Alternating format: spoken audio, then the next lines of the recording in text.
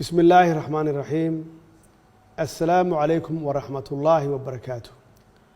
waxaa maanta oo ku aadan 15 May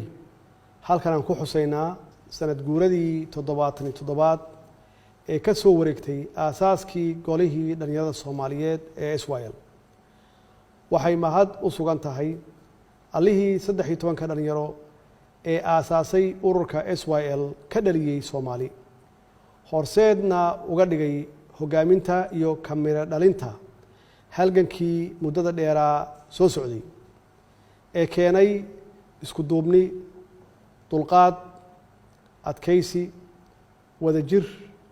midnimo iyo wadaniyadda shacabka Soomaaliyeed sababna u noqday in lagu guuleysto taabagelinta dad dal xor ah iyo dowlad shacabkeeda ay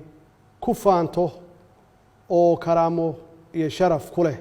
ummadaha kale ee caalamka halyeeyadii Israel waxay baal dahab ah kaga jiraan sooyaalka dalkeena Soomaaliyeed jiil walba oo inaga mid ahna waxa waajib ku ah inuu u gudbiyo jiilka ku xiga xusuustooda halgankooda taariikheed iyo diiwaanka maamuuskooda Israel kuma mutaysan maamuuska kaliya in ay dadka Soomaaliyeed ka dulqaadeen heeryada gumaysiga una horseedeen gobonnimo buuxda balse waxay u mutaysteen in caqabadaha waaweyn ee jilaafooyinka ay ka soo gudbiyaan halgankii dheeraa ee gobonnimo doonka Soomaaliyeed kuwaas oo ay ka mid ahaayeen shirqoolka shisheeye sida oo kala qaybinta ummadda Soomaaliyeed ee waalaha ah qabiil kadibna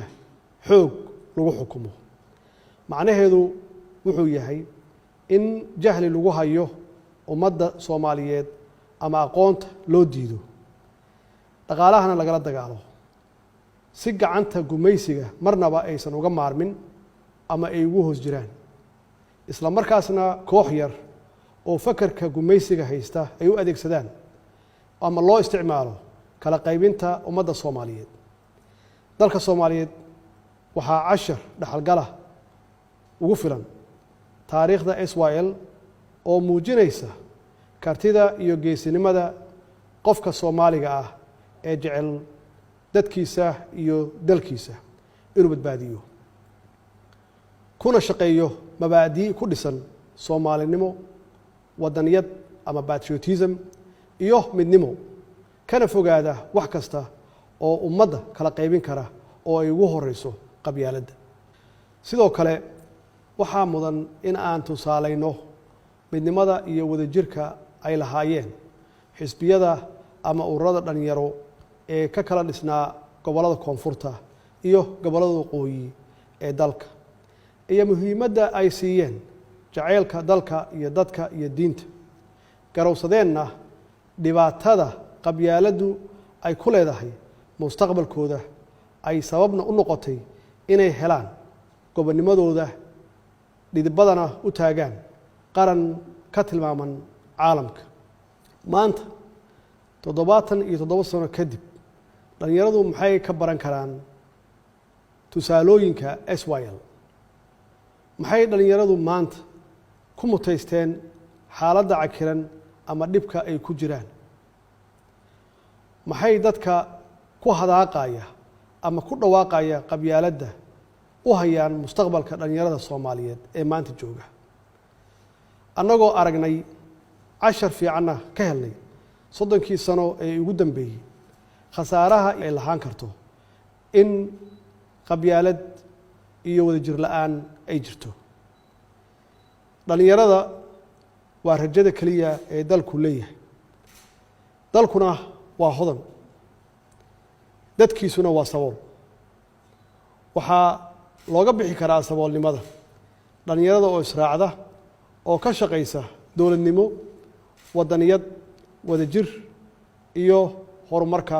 dalka dadka waxaa looga baahan yahay dulqaad dowladduna waxa ay ku hogaaminaysaa rabitaanka shacabka oo ku dhisan dimuqraadiyad iyo doorasho xalaal ah sida dalalka hore u maray. dowladdu waxaa ka go'an in tallaabadaas ay horey u qaaddo sida aan horey uga shaqeynay dowlad wanaag, waxqabad, wada shaqayn iyo ammaanada ummadda in aan loo isticmaalin dana gaar ah. maanta waxay ahayd inaan dabaaldegyo waaweyn ku maamusno taariikhdeenna dahabiga ah, balse duruufaha uu sababay cudurka safmarka ah ee COVID-19 ayaa naga hakiyey.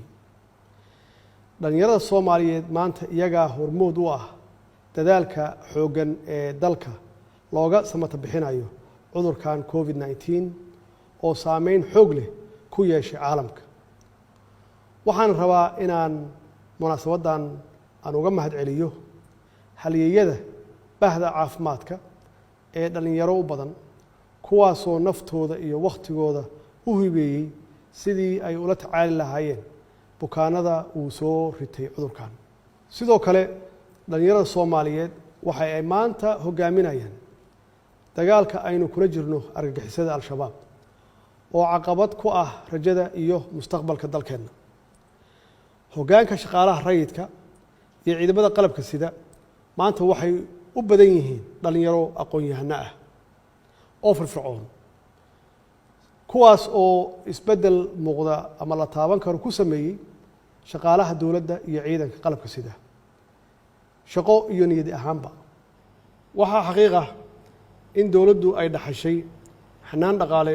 oo aada u hooseeya, deymo tiro badan oo culays ku hayay horumarka dalkeenna, xaalad aad iyo aad u adag oo ay ku noolaayeen kumanaan dhalinyaro Soomaaliyeed oo qaarkood ay ku dhibaataysnaayeen xabsiyo shisheeye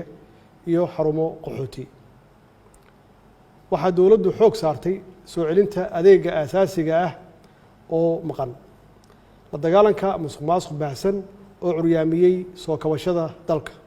dhammaan arrimahaas oo caqabad ku ahaa rajada dhalinyarada iyo qorshayaasha awoodsiintooda ayaa dowladdu ka howlgashay oo ku guulaysatay inay wax badan ka qabato. waxaa xusid mudan inaan dib u yegleelnay hanaan maaliyadeed oo hufan, daahfuran, kana caagan musuqmaasuqii baahsanaa ee jiray, kaasoo sababay inuu kor u kaco dakhligii dalka iyo kalsoonidii caalamka ay ku qabeen hanaanka maaliyadeenna. muddadii 3 sano ahayd ee lasoo dhaafay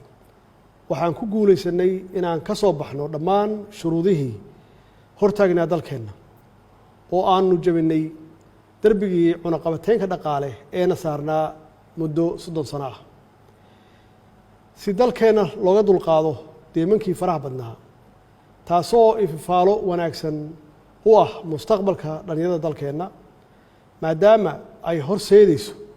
kobaca maalgashiga iyo fursadaha shaqo. sidoo kale